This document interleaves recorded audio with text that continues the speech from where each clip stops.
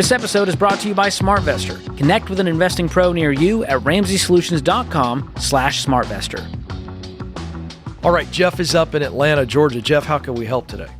Hello. So my question is, first of all, thanks for having me on the show. You bet. I have a question that I don't think has been asked before, but so I can't invest in the S&P 500 and other similar ETFs because of religion reasons. So should I create my own diversified portfolio? Okay, I have questions. Okay. What is and I want to be very sensitive in how I ask this question. What is the spiritual or religious, actually it sounds spiritual, I'm going to call it, what is the religious reason that you cannot invest in the S&P 500? So the reason is I'm Muslim, and I'm not allowed to invest in any companies that involve alcohol, gambling, adult entertainment, all those things. Totally caught up now. Okay, because I'd not heard that before, but that makes, I get it. So tell us what you're thinking. I want George to be able to hear this. What would be your diversified stock strategy? So first, I found another ETF that pretty much is like pulls from the S&P 500, but excludes the company that do the gambling and alcohol and all that stuff. Okay. But the problem with that is the expense ratio is so much more higher than it would be for investing in the S&P 500. Is this in a retirement account? So much. No, this is personal. Are you investing in retirement currently? Yes, but through work, like 401k and stuff like that.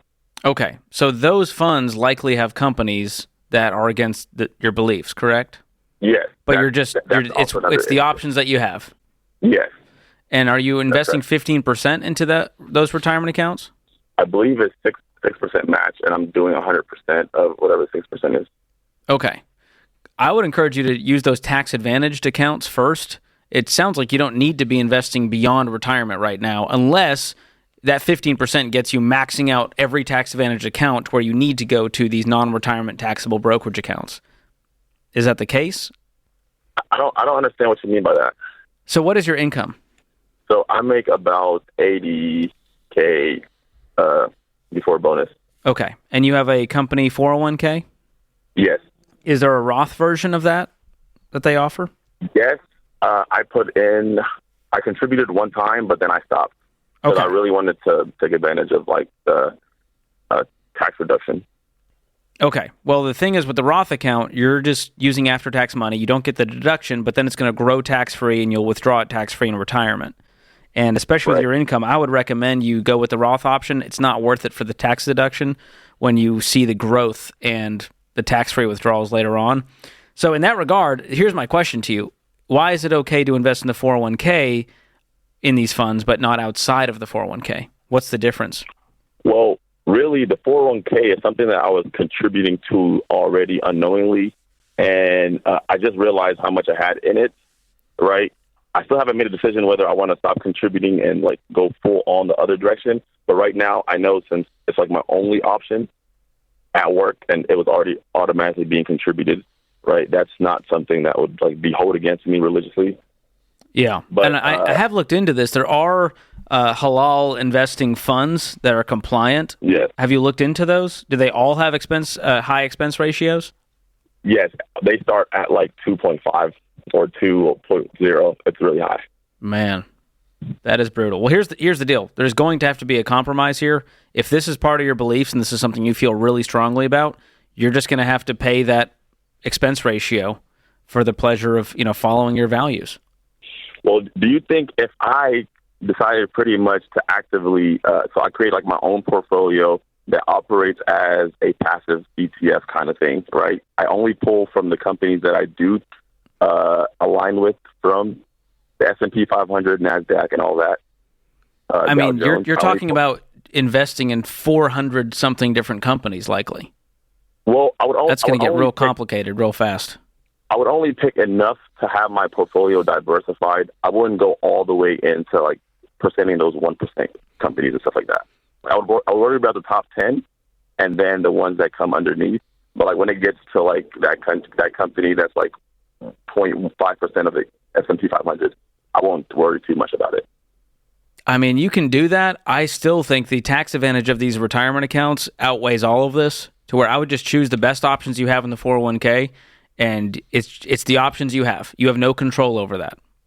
And I would stick to those retirement accounts for the foreseeable future until you get to the point where you're maxing out your retirement accounts or you paid off your house and you want to increase your investing. But I wouldn't just mess with a taxable brokerage account and picking single stocks.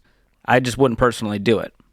Even if I'm picking the stocks, not based on what I believe are best good investments, but based on what the S&P 500 is picking. I'm telling you, you can do that. It's going to be a really complicated portfolio and get messy real quick when you're trying to auto-invest in 400 whatever the top companies are. And the less companies you have, the less diversified you are, which adds a lot of risk. So if you said, hey, man, I'm going to go in Tesla because it's compliant. Have you seen Tesla lately? This is why you want to be diversified amongst hundreds and hundreds of companies. And so I don't know. I would talk to other folks who are in the same boat as you that are part of your faith community and find out what the options are and then just choose the best that you can. That's all you can do. And I hope that... Or you got to pay the additional... pay the extra... if the normal expense ratio is under 1%, you're paying 2.5%. Look...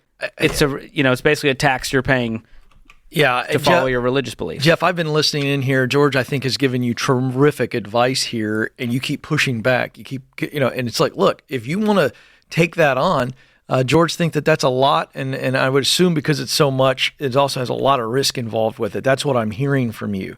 So my pushback on this to you, Jeff, is you can't have your cake and eat it too is an old phrase, and I think it applies here. I really respect anybody that lives their life on a set of religious beliefs, and what that really is about conviction. But in order to live a life of conviction, there will have to be sacrifice. There is no, I don't care what religion it is. You could take the entire world's religion, and all of it requires sacrifice to follow it. So you're already violating your religious beliefs in your 401k. Those are your words, not ours. So as I listen to George, I think I would take those other funds. What'd you call it? The halal compliant funds. I think that's the sacrifice you have to make. And they're going to be more expensive because they're actively managed. But that's the sacrifice. Exactly. And so that's just my take, Jeff, because I'm actually honoring what you're saying, and I think you got to follow that. Fully or not at all. I don't think there's a midway there. Thanks for tuning in to Ramsey Everyday Millionaires.